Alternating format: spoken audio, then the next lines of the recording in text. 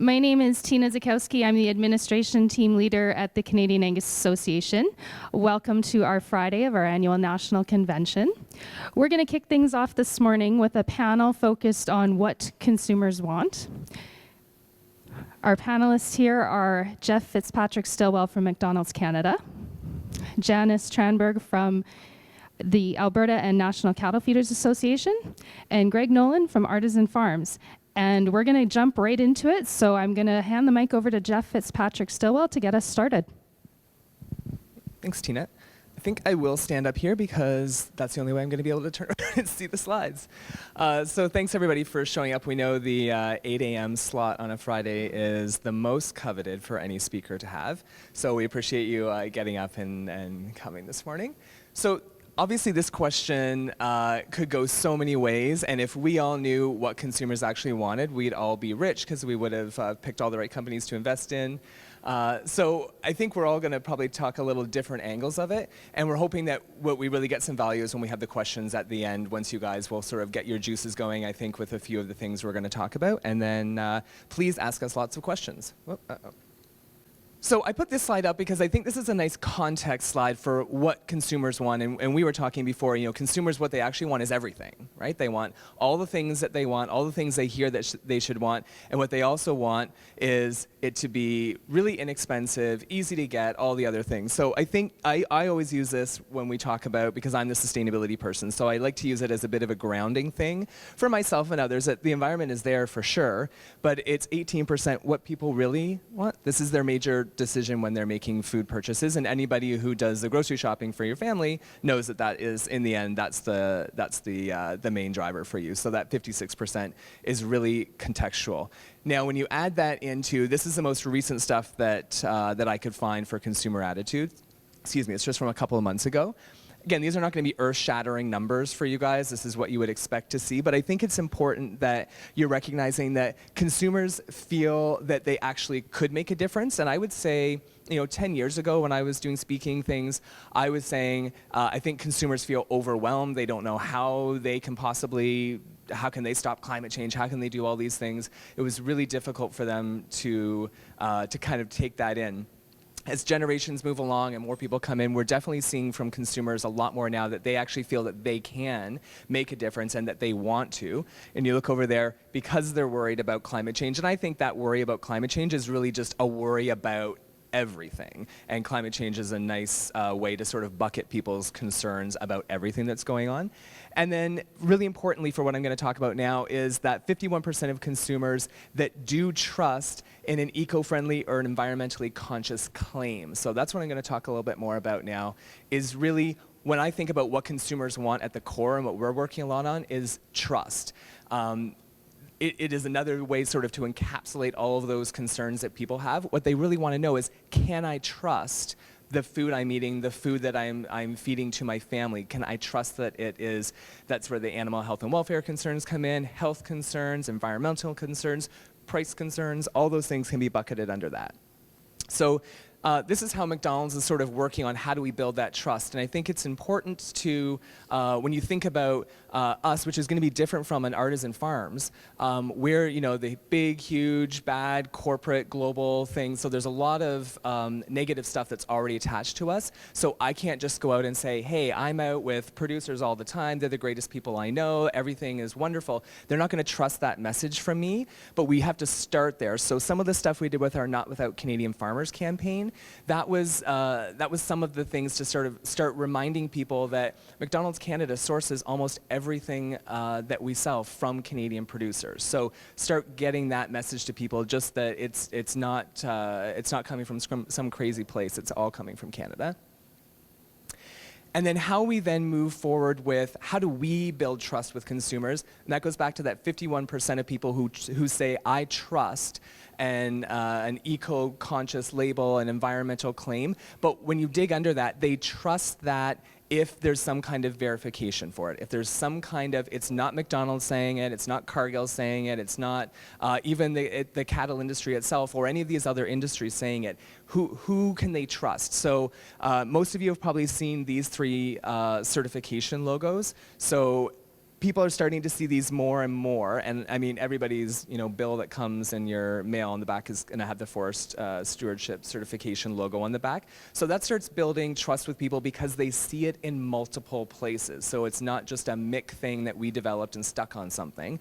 They're seeing it more, so that helps them build trust. And then when they see it on our packaging, they say, it looks like I've seen that logo on another place that I trust, so I'm going to extend that trust a bit more now to McDonald's as well. And then that then reinforces then the Canadian sourcing aspect of it too. So we're trying to create that more holistic trust level with people. And then, of course, what's really exciting for us is what we didn't have when we were looking at all this before is how do we really build trust with consumers around beef? And unlike something like fish or fiber, really, beef is a much higher level of concern for people. So that gap that kind of existed on our ability on the trust side to tell the story. So we could talk about our Canadian sourcing, and I know you've all heard us hit that message over and over and over again.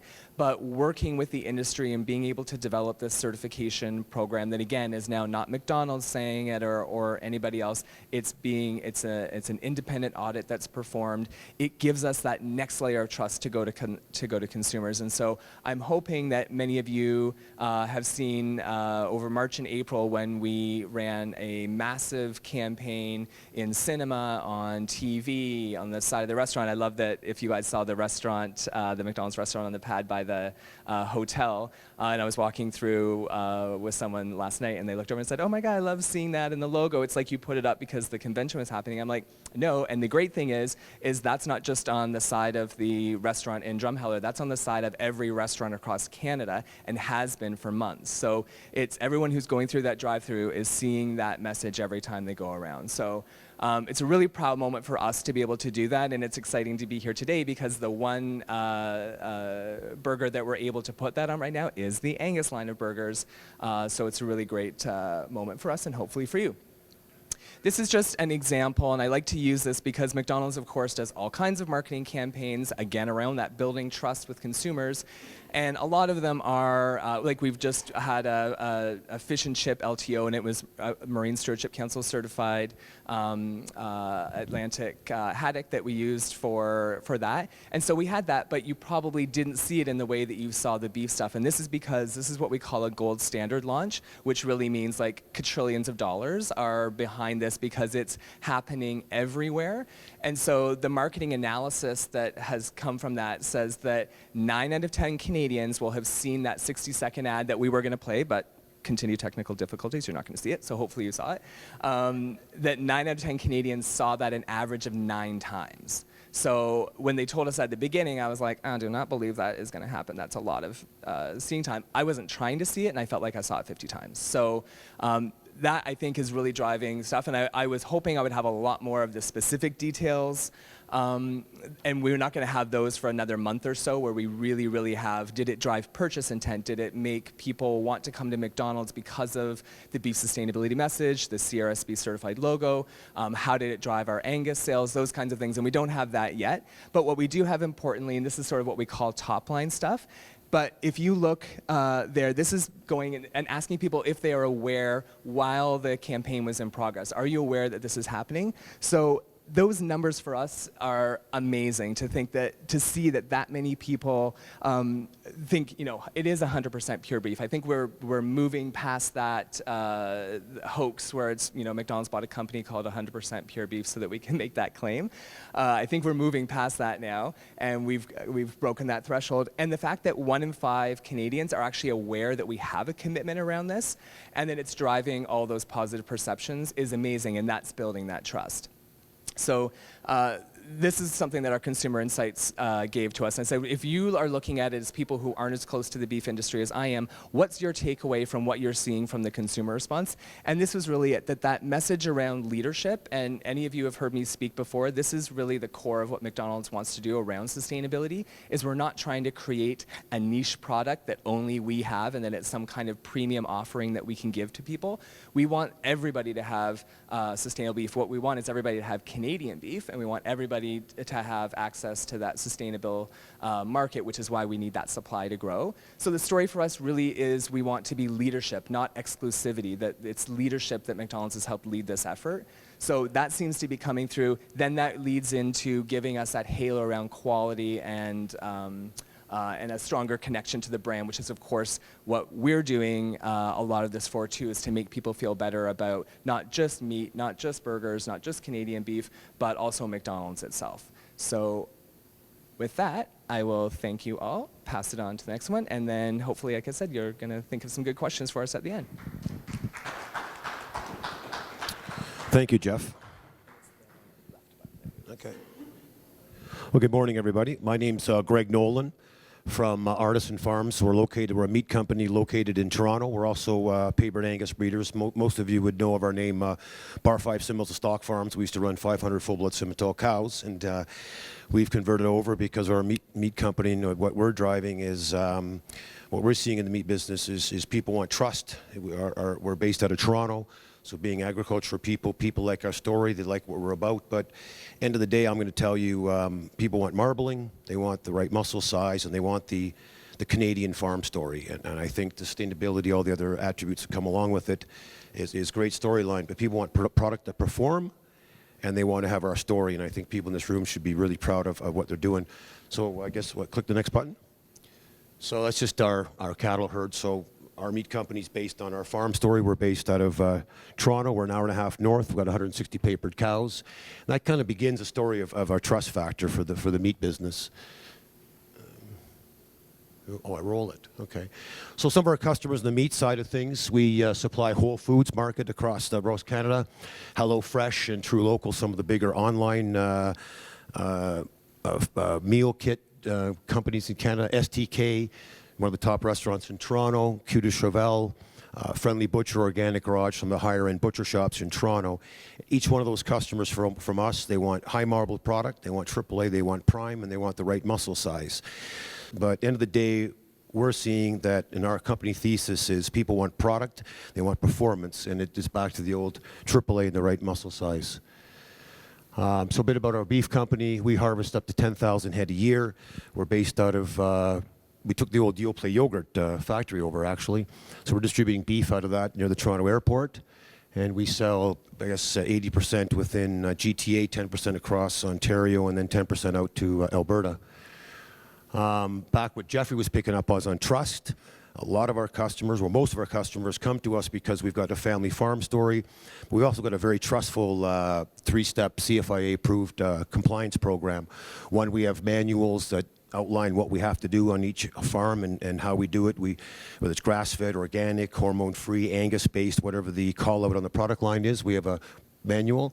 Number two is we actually do third-party audits to verify we're actually doing what we say we're doing. And then three, have a full traceability system in place to get from farm right to the box beef product. So again, that helps to build trust and confidence in what we're selling is actually what we say we are.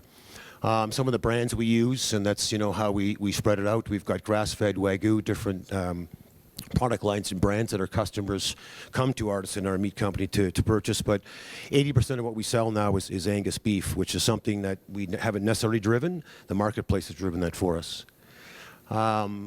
So here's our value proposition slide that my office threw in, which we can go through and picks up a lot of points. Jeff was saying that our customers, how do we develop customer loyalty at ARTISAN Farms?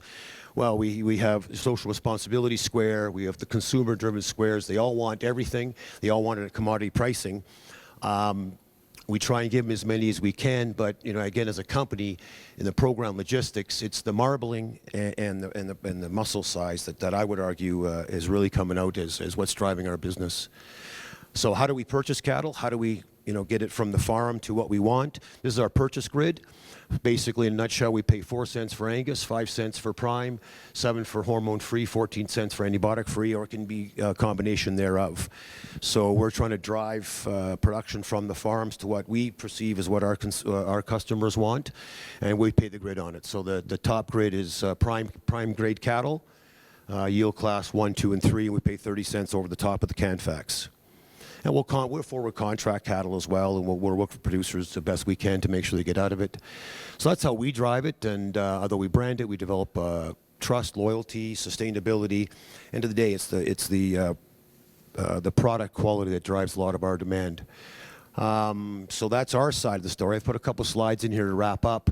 This is something that came out on May 31st out of the Canadian Cattlemen's Association, Canadian Beef Grading Agency did an announcement, and they talked about how AAA has gone up in the last 6 years, but yield class cattle have gone down. So I would argue as a cattle producer, I know that we're just leaving some cattle on feed longer, and I'd say the bottom line here is the ideal carcass be one that meets high quality and yield grade, for example, Canadian Prime or AAA and YC1. I would say that's a red flag to Angus breeders that, you know, as the breed that's the most prominent in Canada, I think that's a statement directly aimed at us as Angus breeders that we need to increase our marbling and improve our yield class. And this is really what, you know, we're seeing for domestic and for exports. Here's just a slide I put up there. It's a lousy picture because it's off my iPhone that I took. Mark McCulley at the Canadian Beef Industry Conference in 2016 put it up, where here's the muscle size we talked to. You know, customers, they want a thicker steak. They don't want the thinner steak. So ribeye matters. We're targeting a 13 to a 14-inch ribeye. I think CAB's target or acceptability factor is 10 to 15.9, so we're all in the same ballgame there. So marbling matters and size matters. And I would encourage producers to, you know, pay attention to Canadian Angus Association information and Certified Angus Beef information. Tremendous source of consumer data and Angus data and what the marketplace is demanding from us out there. So just to wrap up, what I think is opportunities for the Angus breed. Again, I think it's marbling. We're seeing in the last 10 or 15 years in the GTA Ontario market that AAA is now the new AA. 10 years ago, we used to label our beef AA or higher. Now it's got to be AAA or higher. Prime is the new AAA. I mean, prime grade is we're sold out all the time. We can't get enough in the marketplace. Not only our company, but we also work with some meat companies in Toronto. There's never enough prime grade cattle. Just on the whole muscle side, so 70% of what we do out of the whole carcass is whole muscle, 30% is trim. And so, and 85% of the value of the animal is the whole muscle. And that's where the grading comes into, and that's where I think you can get some real wholesale cutout value, some retail value, and that is improving our marbling. Muscle size, again, I think it's desired portion. That's something we hear every single day from every customer we have. They don't want the eye size, the muscle too big. They want to have the right muscle size, and that's something we target for. So our carcass targets are 800 pounds. I know in Canada, I think what our average carcass is 925 these days. Ours ourselves, we're aiming for 780, 800, 825, because customers very clearly making it known to us they want the right muscle size. Finally, I think the Angus call-out.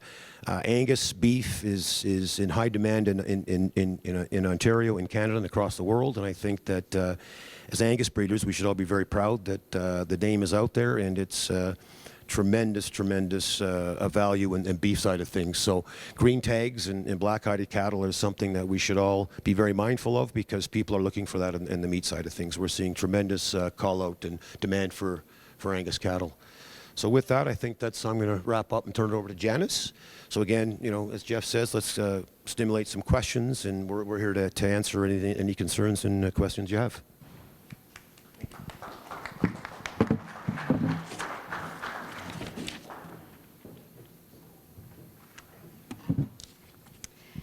Good morning. Thanks again for the invitation to speak. So I think when we each got asked this question, what do consumers want, we probably each took it from a little bit of a different perspective. So my perspective was more on the side of consumer trust. So there we go. When I was actually asked what do consumers want, I immediately kind of said, I don't know. Do consumers even really know what they want?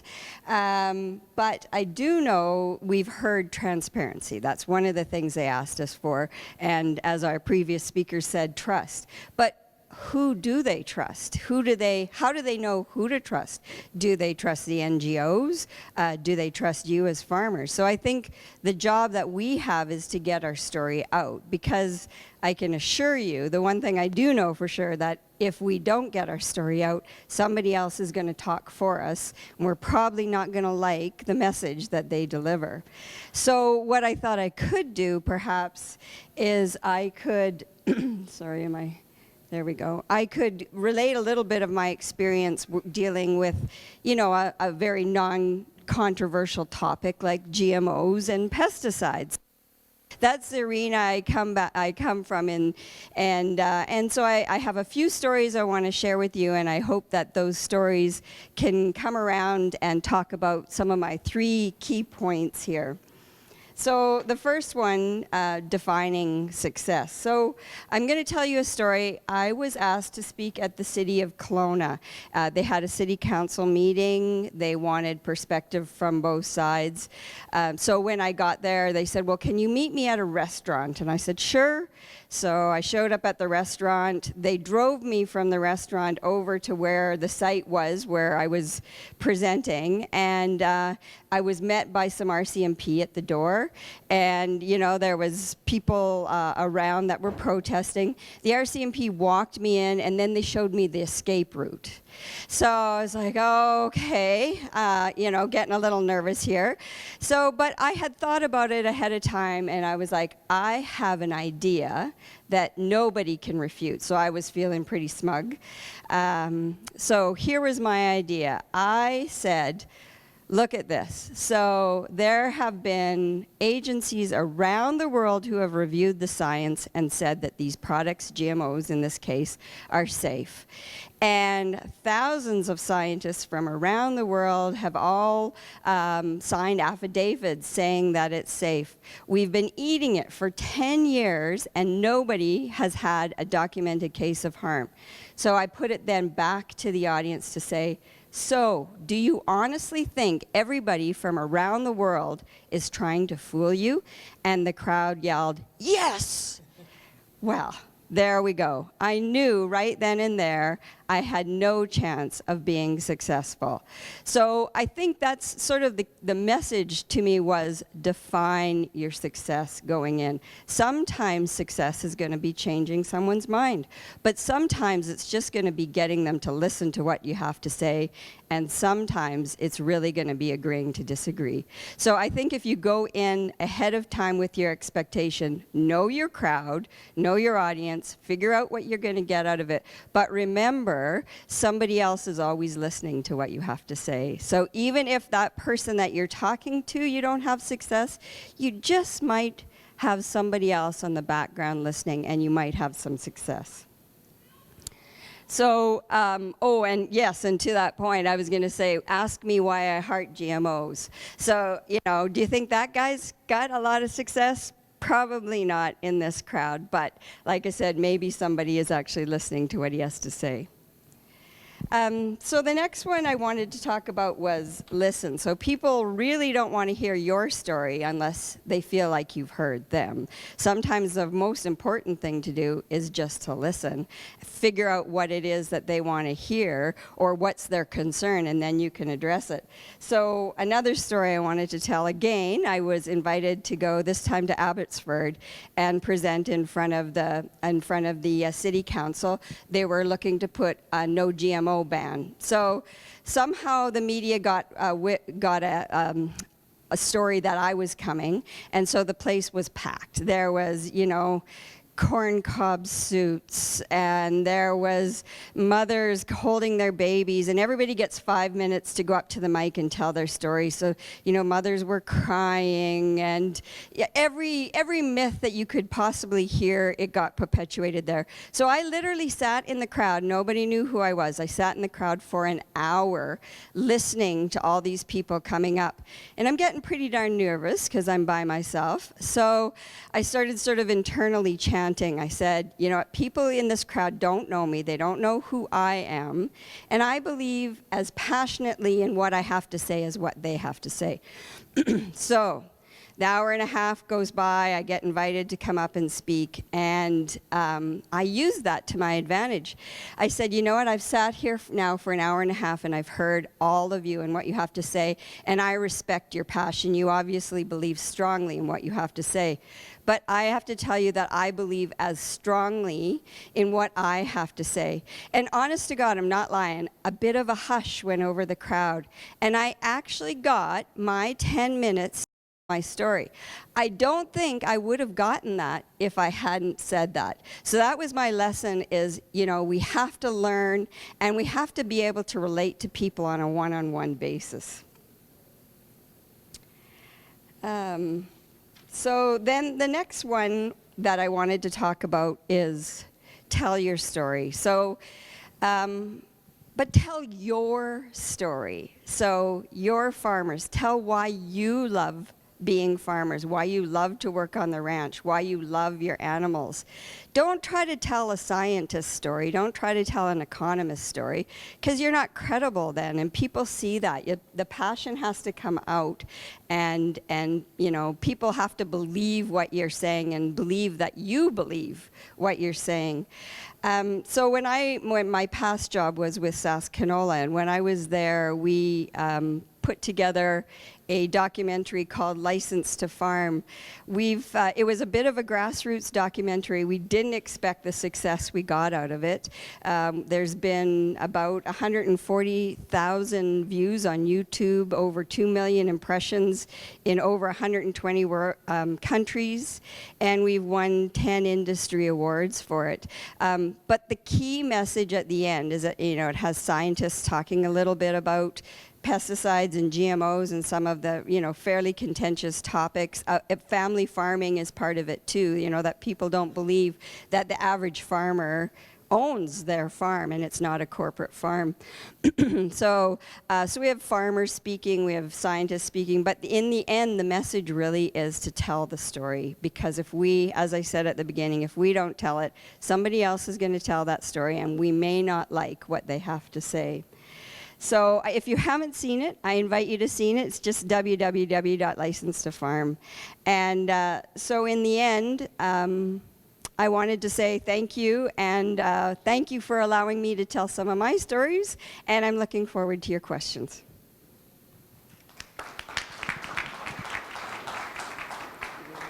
Bring this down here.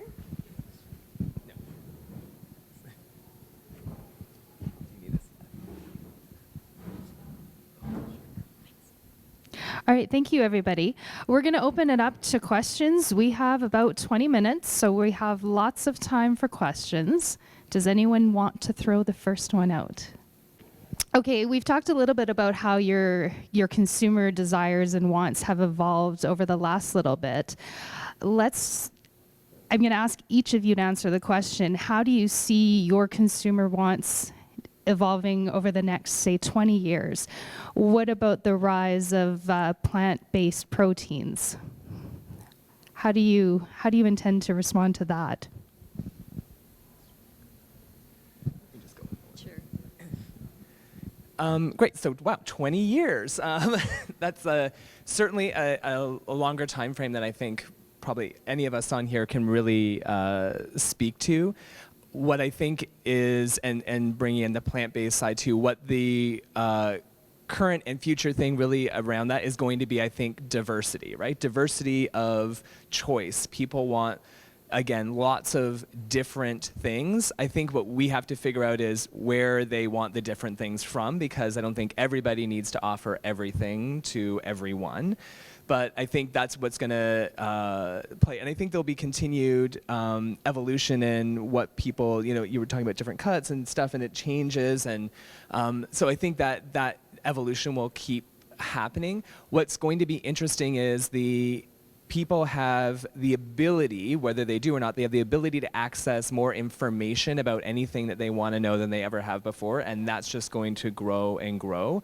What I'm really hoping, and what I've been really heartened by this year, it's sort of like the very beginning of every year is when I end up being at the university speaking circuit. That's when the kids are now going to their second term thing and they've had their foundational stuff. So that's when you get asked to come and speak to them. And whether it's the master's degree program in sustainability or the business school or whatever that you're going to talk to, years before that, that's the crowd that is like, well, I don't eat red meat and I don't do this and all this stuff. This year, which was so interesting for me, is I was doing the same kind of thing and people were coming up and they are now, I think we're at the point where we've turned people's critical thinking skills back on, and they were coming up and saying, I had no idea about cattle's impact on maintaining grasslands, and I didn't even really know about grasslands. And so I had, at every university I was speaking at, somebody come up and say, you've changed my way of thinking. And I wasn't not eating red meat because I hate ranchers, or that they just were thinking it was one thing that they could do to make a positive difference. So they loved the taste of beef, all that stuff. It was turning into a guilty pleasure, and they were like, well, so the two things that people were doing is like, I recycle and I don't eat beef, and that would be their thing. So before, I wouldn't have been able to really move those people, and there was such an opportunity now for people to be like, I'm hearing what you're saying, talk about telling the story. I'm now hearing it instead of just automatically rejecting it because McDonald's is saying it. Of course they would say that. I'm taking it in, I'm listening to the other parts of what you're talking about biodiversity and that stuff. Now I'm open to it. So I'm really hoping the next few years, if there's any benefit that has come from everybody feeling that they can't trust anybody, can't trust the news, can't trust government, can't trust corporations, is now people got so frustrated they've actually remembered that they have brains in their head and that they could also apply those critical thinking skills and analyze something for themselves. So I'm really optimistic now that this might be the turn of people going back to do that, because they've got so frustrated with feeling that they can't trust anything. So that would be kind of my thing for my hope. Yeah, I agree, and I'm a little bit positive as well. I think that our opportunity for beef is to create celebrity status to some degree, because people follow what celebrities do, and we know that beef is linked to wealth. Right, so developing countries, wealthy people eat beef. So, and our real market potential is export market. China's, although right now, but China's, India's, those other places in the world. That's, I think, our opportunity. So, can we continue to have beef have that celebrity status? So.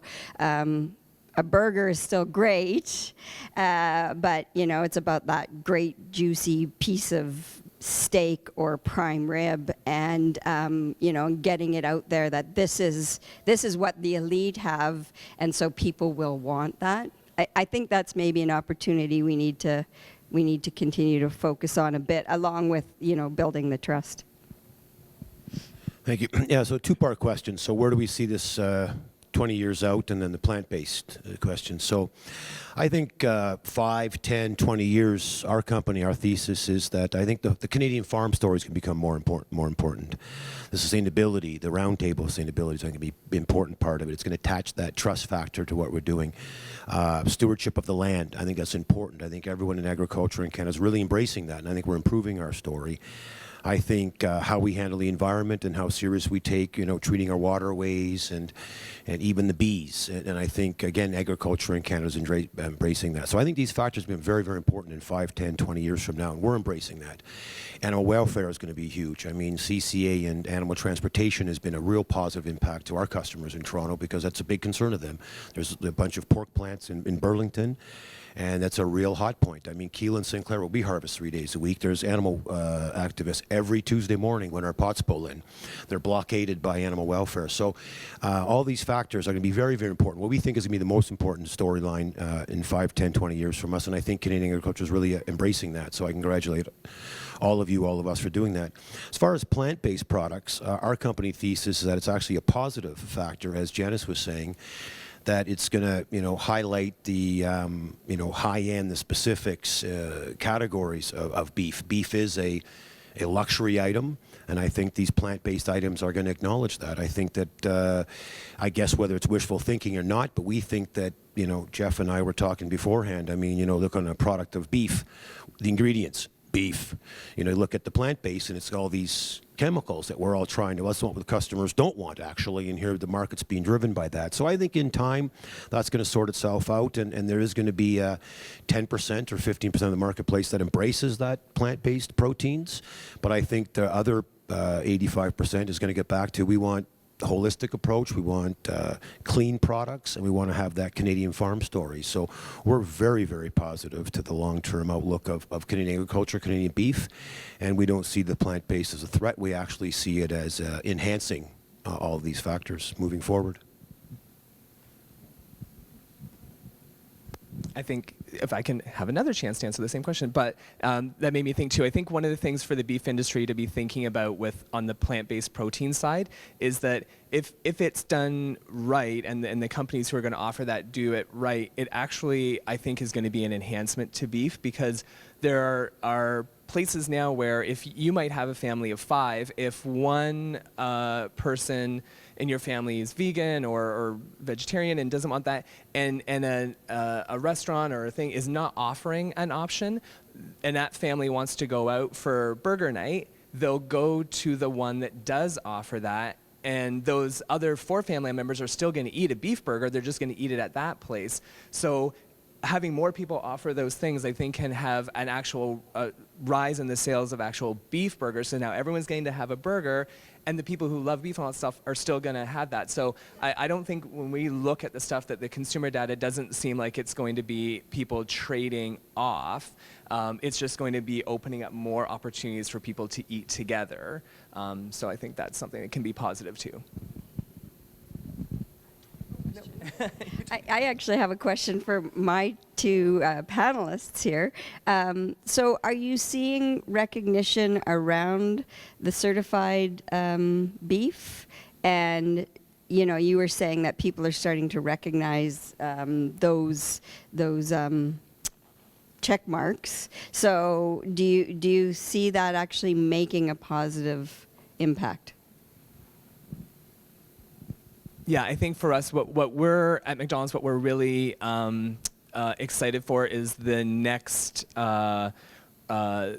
retail customer that's going to be able to use the logo, because right now we're the only ones that are in the market. And again, as I said, we wanted to be the first, and we wanted that leadership story, but we really need others to be able to get there. And that then goes back to the whole supply chain working together, because it's hard to get others there if the supply isn't there. So we've got to build that up, because if it lasts too long, the CRSB logo is going to look like it's just a McDonald's created thing. And that's not going to do anybody any help, because when you look at the Rainforest Alliance logo put on their high-end coffee shop and the thing, and so when they see it at McDonald's too, they're like, oh great, I didn't know all your coffee was also a Rainforest Alliance. So and this has just been it's very early stages, but that I think is going to be the big thing, is when other people start being able to have the supply to use that. So as I've been saying all the years that this developed, this is really a help us help you thing.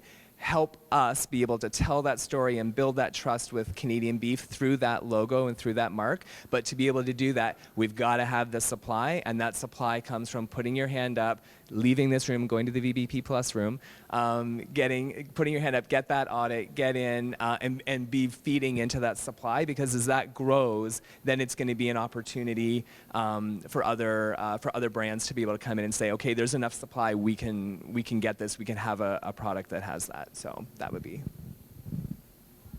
Right, so the question was, using the certified Canadian sustainability roundtable sustainable beef in Canada.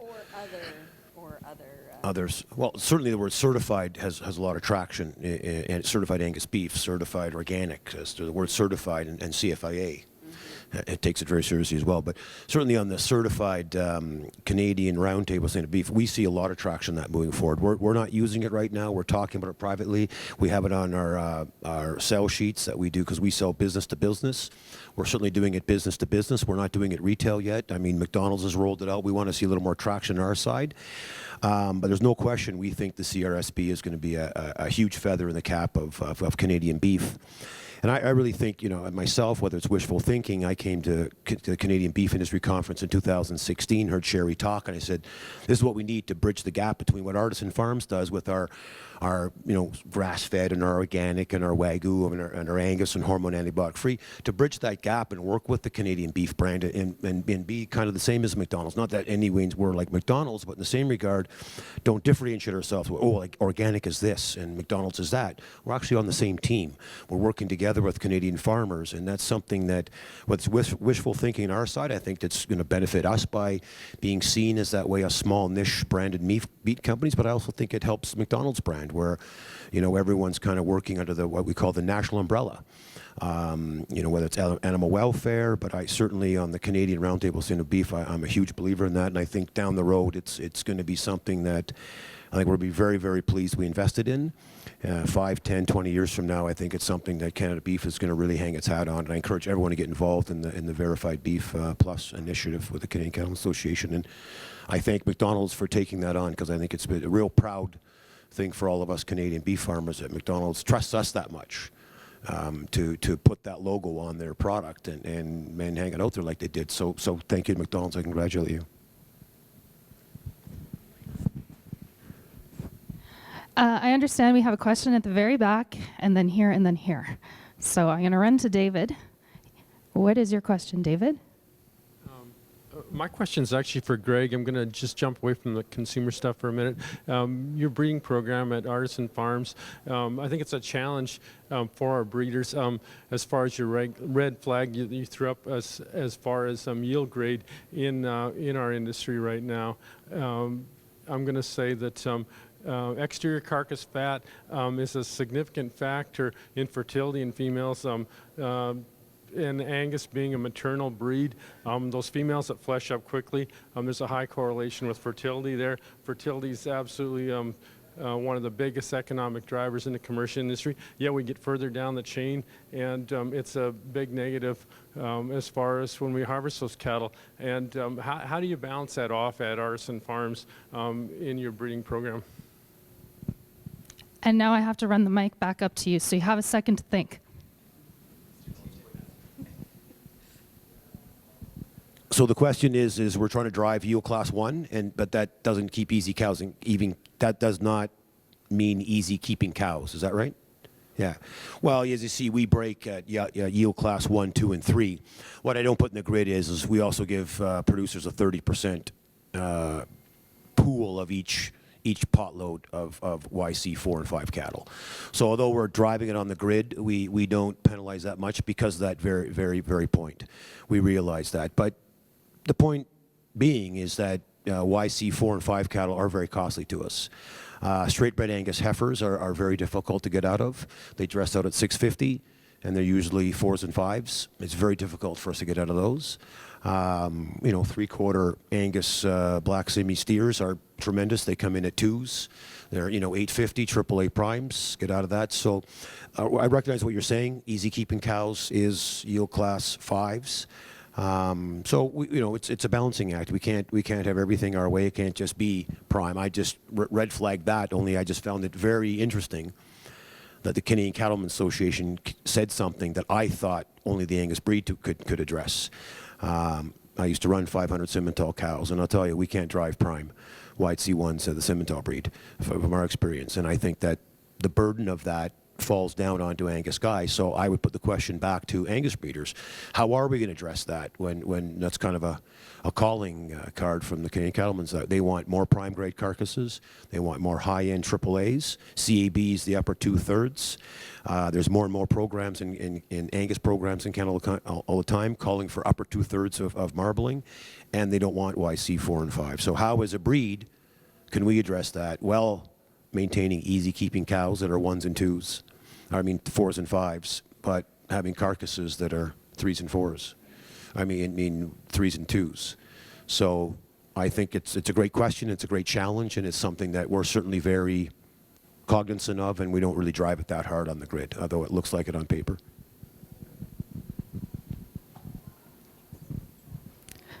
Right here, oh, you have a follow-up? Obviously, further down the chain, Greg, using beta agonists and those types of products facilitates this issue, makes our carbon footprint with beef production less. And I think science has proven it's healthy. How do we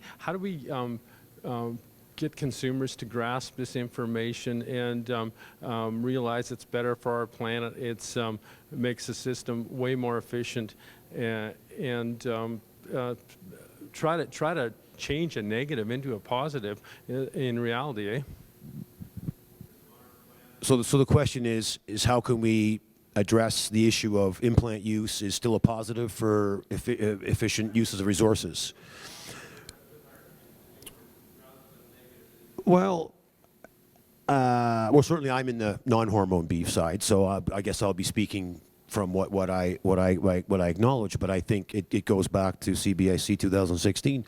The customers have made an emotional decision, so I think that probably the best approach is to not touch on that, but maintain developing other initiatives like the Canadian Roundtable Sustainable Beef, like these animal transportations, and move forward with other ideas and present other things forward. Because I think, there's been 30 years of bad press on that, and I think that emotion has been made. I mean, I think you're correct. We believe that 85–90% of beef production is going to be implant use. We recognize that because of just the volumes that we need to put out, because the demand for Canadian beef is there.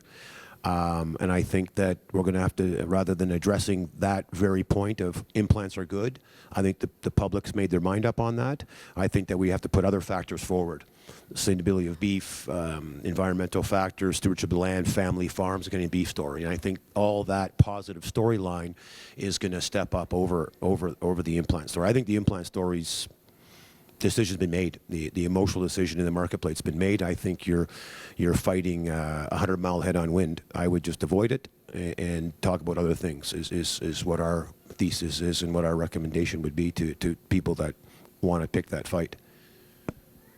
Yeah, I just wanted to comment on that. I think similar to what you said.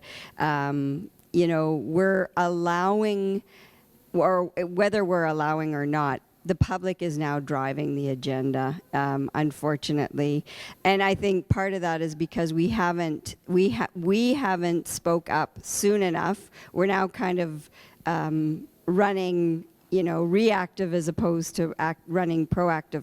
But to that point, I think the Sustainable Roundtable for Sustainable Beef is trying to address that. So if we can gather consumer confidence through a brand, then we don't necessarily have to talk about as much about the specifics of what we're doing. We just have to say we're meeting those brands, that it's being monitored, that we follow all the checkpoints. We're doing all of these things to look after the environment, to look after our animals, to look after humans. I mean, keep it higher level. And the most consumers, they don't even know what an implant is, to be perfectly honest with you. So, if it gets to that level, sure, we got to be transparent and we can talk about it. But I would say the average consumer just wants to hear that we're following some sustainability standards and that these have been approved, and, and just really keep it high level, but continue to talk about that, because I think that consumer pressures are going to get higher and higher and higher. And so that's sort of the coming back to you guys to say, this is why we do what we do. I couldn't agree more. That's exactly. I don't think we would need to ever talk about beta agonists with consumers, because you're talking about 95% of people who, when you're talking about cattle at all, are picturing a Holstein with horns in their head, because that's what every toy and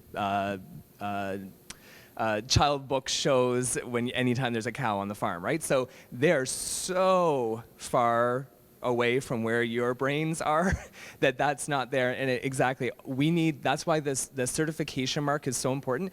Those consumers also have absolutely no idea how coffee's grown, how fish is caught in the ocean, how trees, what the forest sustainability standards are, but they see those things everywhere, and what they really want at base is just to feel like they're doing a good thing, which was my point about the university students saying, oh, I was just not eating red meat because I thought that was one thing I could do.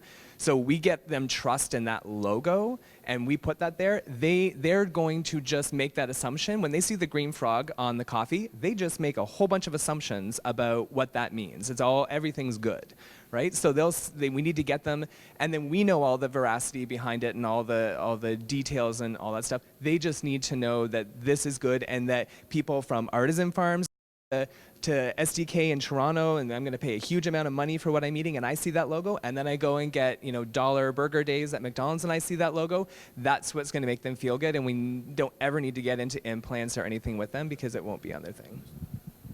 I think that our studies show that people just see a logo and they assume there's been some kind of third party. And this is where I think the CRSB, the Canadian Roundtable saying beef, is dead on with having that kind of logo. And I think seeing that logo, they're just going to go past that. And I think they're just going to kind of just see past that implant argument and just drop it. I mean, I know we have the A&W store, they use the S word. I've personally talked to Janet 3 times and begged her to stop using it, but they're just getting such traction with it. And I think that that's just, if we just all kind of continue doing the positive things, I think that those negatives will drift away, and the consumers are seeing the positive steps that we're making in the beef industry, and overlook that, you know, the negative emotional stories that some people are trying to push out there. Okay, so for anyone who wanted to go into the other sessions, we are at time, but we did have 2 questions. So we'll try and get through both of them quickly. Thanks. First of all, I'd like to thank McDonald's for what you guys have done in the Angus beef industry, and also you're using Canadian products. It's been fantastic, so thank you. It's been great. Keep going with what you're doing. Greg, it's glad to hear that, you know, the demand for Angus beef is still there, and we keep hearing that. But I guess the question I want to ask you guys is what can the Angus Association, the Angus breeders, and the beef industry in general, what can we do to improve and maintain our Angus-based herd to provide the beef that we hear is in demand, because our producers aren't getting paid for it? I mean, feedlots are getting paid by yield. And we have all these certification programs, and my neighbors think they're all great, and they're going to get into it. And some people, even the Livestock Marketing Association, think they're just fads, and they don't even really want to support them. So what can we as an Angus Association do to improve that and to convince our neighbors and our customers that we need to have more of it, and we need to pay attention to it to build that product? It's a big challenge, but I don't know if you guys have any answers to that. That's actually a great question to end on. So if you can each take 1 to 2 minutes to answer that one, that would be fantastic. So the question is what can the Angus breeders do to get some more dollars in the pockets of cow-calf producers? Is that right? Yeah. I know it's a challenge we face in our value chain is we're paying a premium to the cow-calf finisher, and we generally work with cow-calf finishers, but we do also work with some just finishing farms that source calves. So how do we get that premium through the finishers to the cow-calf guy buying the calves? That's something that we're struggling with, is getting some value, getting a premium through. Well, I think that, you know, Cargill and we pay 4 or 5 cents for Angus cattle, so I mean, the people finishing Angus cattle are getting a premium for it. Now, is the cow-calf man marketing his calves in the fall getting a premium? That's your question and concern. How do we get that? Well, I think hopefully market forces are naturally embracing that people that are finishing cattle are getting premiums from our side of the business, are sourcing green tag cattle, black-hided cattle, and they're paying an extra 3, 4, 5 cents on the calves. I think that so another answer to your question is how can you get carcass information back to make improvements on the cow-calf side? That's a real challenge, and that's where the information flow is going to have to happen. Something we're working on in our value chain is getting carcass data, tying in some genetic sire, dam data we can, and get it through back to the originating maternal farm or a cow-calf operation, so they can make some decisions.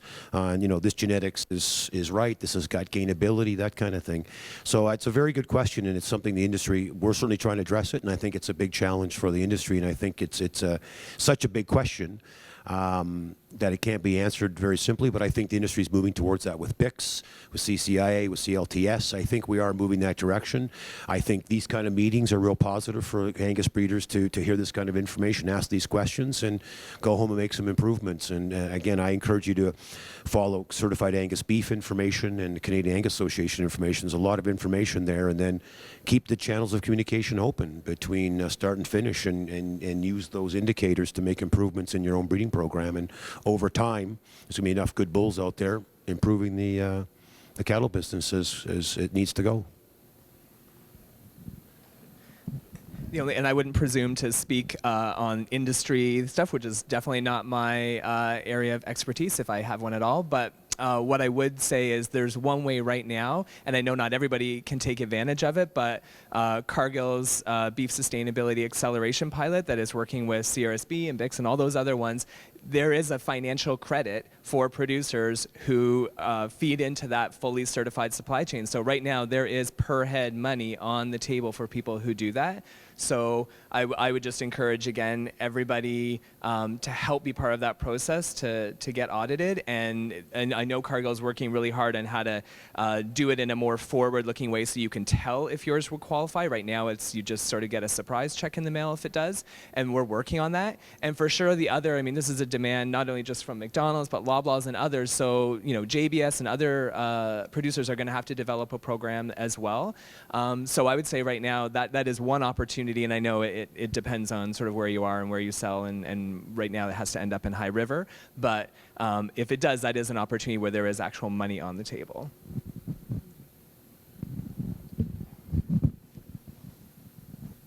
Okay, thank you so much. Can you please join me in thanking our panelists for their time today?